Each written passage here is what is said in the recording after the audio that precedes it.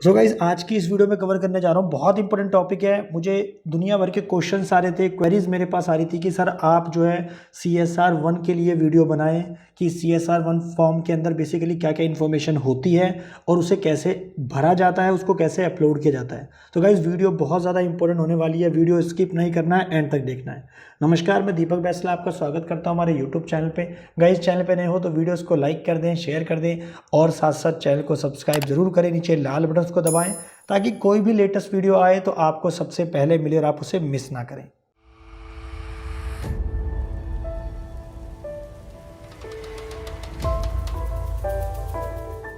So guys video में practically आपको सिखाने जा रहा हूँ कि CSR 1 फॉर्म को पहले डाउनलोड कैसे करेंगे, फिर उसको फिल कैसे करेंगे और उसके बाद उसको अपलोड कैसे करेंगे। सो गाइस सबसे पहले आपने क्या करना है, MCA की वेबसाइट खोलनी है, mca.gov.in पे आपने जाना है और आपने दोस्तों जाना है MCA services, then e-filing, then company forms download पे जाना है। तो जब आप नीचे स्क्रॉल करेंगे तो यहाँ पे हमारे पास फॉर्म होगा CSR 1 फॉर्म। सो आपने CSR 1 फॉर्म को यहाँ पे डाउनलोड करना है। गाइस ये हमारे पास CSR 1 फॉर्म जो कि होता है registration of entity for undertaking CSR activity, यानी कि आपकी जो एंटिटी है, आपकी जो NGO है, NGO का मेरा मतलब है ट्रस्ट है, सोसाइटी है, सेक्शन 8 कंपनी है, आपकी NGO CSR एक्टिविटीज़ करना चाहती है तो उसके लिए उसके पास क्या होना चाहिए, CSR 1 फॉर्म होना चाहिए, यानी कि CSR 1 का अप्रूवल उसके पास होना चाहिए। तो गाइज आपने यहाँ पे फॉर्म को डाउनलोड कर लेना। सबसे पहले ये हमारा फॉर्म यहाँ पे डाउनलोड हो गया है। अब मैं आपको प्रैक्टिकली दिखाने जा रहा हूँ कि इसके अंदर क्या क्या इन्फॉर्मेशन होती है, उसको कैसे भरेंगे। सो दोस्तों मेरे पास खुल चुका है CSR 1 फॉर्म जो कि कहता है registration of entities for undertaking CSR activities. तो सबसे पहला पॉइंट है नेचर ऑफ एंटिटी, यानी कि जिस एंटिटी के लिए मैं अप्लाई कर रहा हूँ CSR 1 फॉर्म, बेसिकली वो मेरी एंटिटी कौन सी है, वो सेक्शन 8 कंपनी है या वो मेरी कोई रजिस्टर्ड ट्रस्ट है या मेरी सोसाइटी है या कोई अदर आपका कोई भी अदर इंस्टीट्यूशन है जो आपका रजिस्टर्ड है सेंट्रल गवर्नमेंट एक्ट में या किसी स्टेट गवर्नमेंट एक्ट में या फिर एक्ट ऑफ पार्लियामेंट में रजिस्टर्ड है, तो वो भी इसके अंदर एंटिटी कवर हो जाएगी। सो गाइस जैसे इस केस के अंदर मैं ट्रस्ट की एग्जांपल ले रहा हूँ क्योंकि प्रैक्टिकली मैं अभी ट्रस्ट का भर रहा हूँ। तो रजिस्टर्ड पब्लिक ट्रस्ट है मेरी, जो कि सेक्शन 12 और 80G रजिस्ट्रेशन उसके पास मिले हुए हैं इनकम टैक्स में।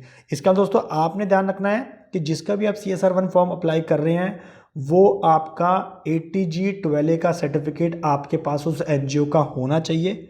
अगर आपको उसमें भी कुछ क्वेरीज हैं, कुछ कन्फ्यूजन है, तो गाइज इसके लिए मैंने अलग से वीडियो बनाया हुआ है कि उसमें आप कैसे अप्लाई कर सकते हैं सेक्शन 12 के लिए, 80G के लिए। नए प्रोसेस में अगर आपको अप्लाई करना है तो आप उसको कैसे कर सकते हैं, इस वीडियो को आप हमारी रेफर कर सकते हैं। इसका जो लिंक है नीचे डिस्क्रिप्शन में भी डाल दिया है।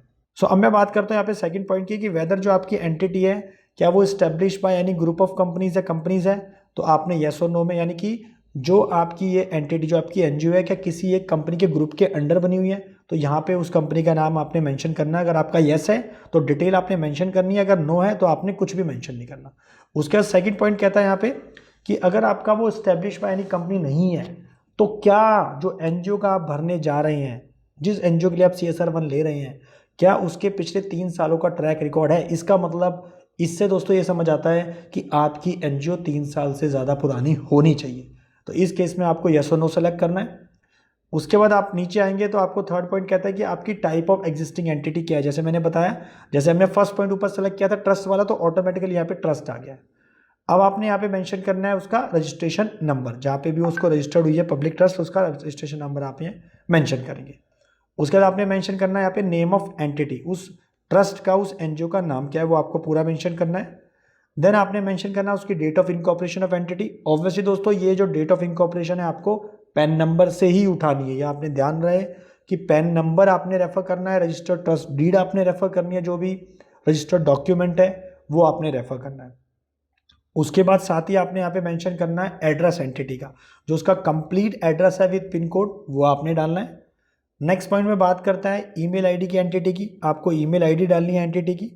और दोस्तों ये जो यहाँ पे OTP की बात कर रहा है, ये OTP जब आप फॉर्म पूरा भर दोगे, फॉर्म पूरा एक तरह से देखा जाए तो पूरा उसको चेक फॉर्म करने के बाद जब उसके अंदर DSC लगा दोगे, DSC लगाने के बाद ये आपका जो ऑप्शन है वो अनेबल होगा। फिर आप OTP भेज के इसको यहाँ पे OTP डाल के वेरीफाई कर सकते हैं, देन आपका फॉर्म उसके बाद अपलोड हो जाएगा। उसके बाद आपने पैन नंबर मेंशन करना है एंटिटी का। अब यहाँ पे जो फोर्थ पॉइंट जो है इंपॉर्टेंट पॉइंट है, जो कि बात करता है, जो कि आपको डायरेक्टर्स की डिटेल देनी है, ट्रस्टी की डिटेल देनी है, या फिर जो भी आपके मेंबर्स हैं उनकी डिटेल देनी है एंटिटी की।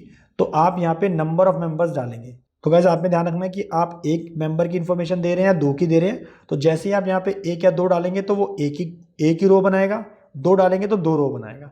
उसके बाद उसकी कंप्लीट आपने जो भी ट्रस्टी की डिटेल है आप कंप्लीट आपने मेंशन करनी है, उसका नाम, डेजिग्नेशन, उसका पैन नंबर है, उसका ईमेल आईडी। उसके बाद जो इंपॉर्टेंट पॉइंट इसके अंदर है कि आपको अटैचमेंट्स क्या क्या करनी है। जैसे इसमें अंदर कंपल्सरी अटैचमेंट 2 रखी है, एक तो सर्टिफिकेट रजिस्ट्रेशन की बात करता है, एक आपको पैन की बात करता है, जो आपका एंटिटी का पैन है वो यहाँ पे आपको अटैच करना है।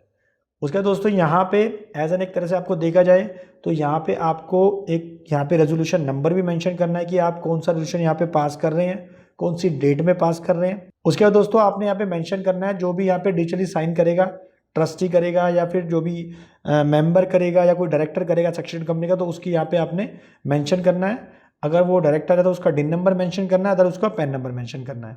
उसके बाद ऑब्वियसली ये आपको पता होगा कि ये फॉर्म जो है सर्टिफाई किया जाता है एक प्रोफेशनल्स के द्वारा, जो कि कंपनी सेक्रेटरी करता है, या मैं कह सकता हूँ जो कोई आपका कॉस्ट अकाउंटेंट है वो करता है, या फिर चार्टर्ड अकाउंटेंट करता है, जो कि होल टाइम प्रैक्टिस में है गाइस।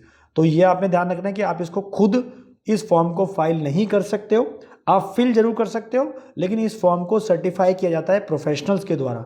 जो सर्टिफिकेशन होगी दोस्तों वो उसके डिजिटल सिग्नेचर लगने के बाद होगी, यानी कि इसको डीएससी सही है अप्रूव करेगा इस फॉर्म को, जो भी प्रोफेशनल है।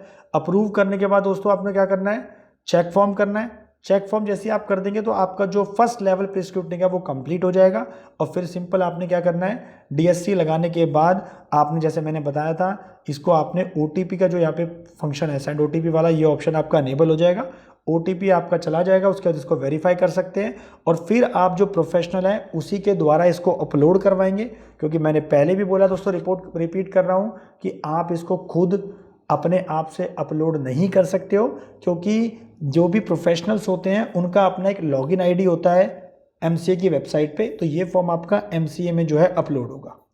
आशा करता हूँ वीडियो आपको पसंद होगी। अगर आपको इस वीडियो से कुछ भी क्वेरी है, कुछ भी सजेशन है, तो आप नीचे कमेंट बॉक्स में डाल सकते हैं, हमारी टीम आप तक पहुँचकर उसका रिप्लाई करेगी। और दोस्तों इस वीडियो ने आपको कुछ ना कुछ एक वैल्यूएबल इन्फॉर्मेशन दी होगी, कुछ ना कुछ एक सोल्यूशन प्रोवाइड किया होगा।